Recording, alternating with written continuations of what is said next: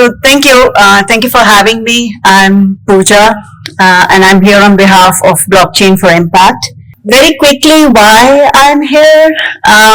This started with our founder's vision, Sandeep Nairwal, who is an entrepreneur in himself, has done very well in blockchain community. And what happened during COVID kind of triggered him to contribute towards this mission where we want India to be proactive, India to become more global leader in solution, in healthcare solution than what we had to see during COVID.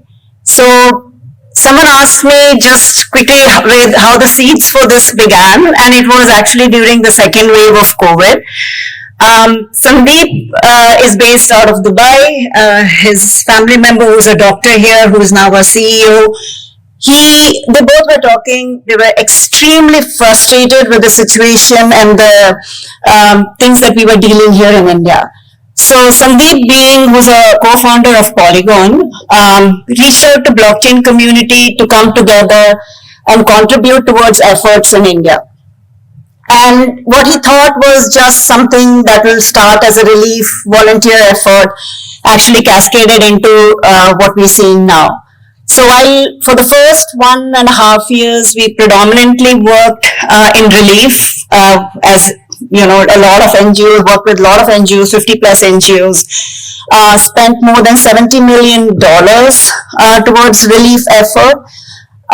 What we realized is that's just a stopgap situation, and you know, by just doing relief, we are not going to be well prepared for future. So that's what, when I said, started off being that we want to be more proactive. We want to make India one of the global leaders that provides solution, not just for India, but also for the world outside. So that's how Blockchain for Impact started. We actively started working in biomedical research and innovation about a year and a half, or a little more than that. We are a new organization. We are an entrepreneur in ourselves. We have decided that the best way for us is also to partner and learn with experts. So that's why here we formed this BFI Biome Virtual Network Program, where we have partnered with institutes like CCMB, as Dr. Vinay said, incubators like AIC, CCMB, and I'll just briefly mention all our partners. The idea is to nudge translational research. What we want to do is encourage entrepreneurs, researchers in academia also to take their product along the translational journey.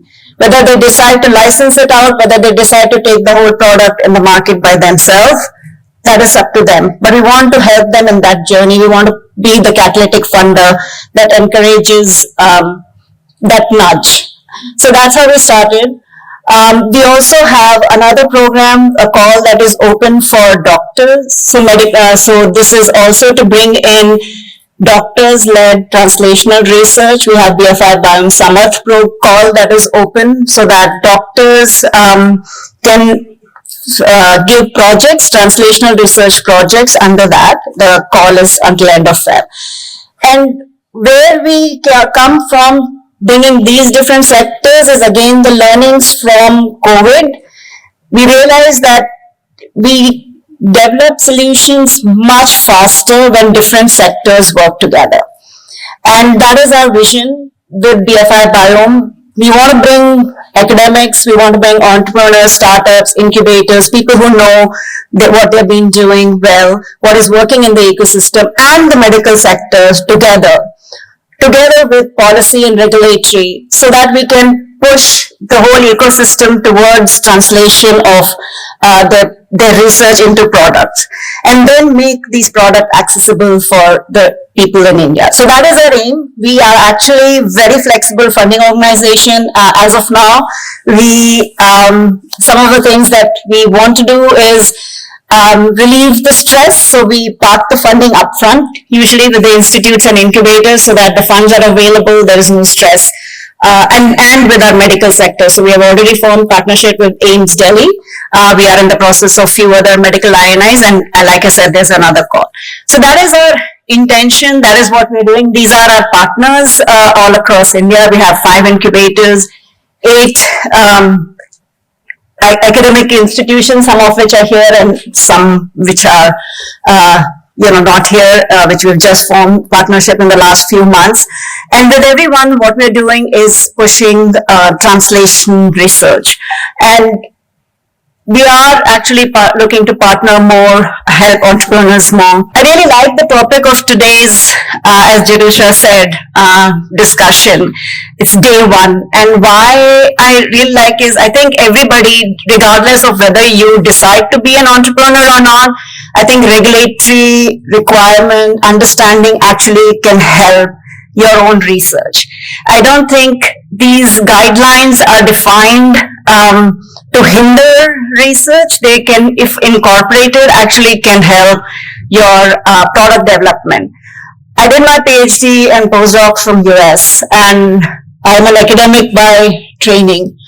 Moved to India, and I was with Strand Life Sciences, that is the College of American Pathology, accredited next-gen sequencing diagnostic lab.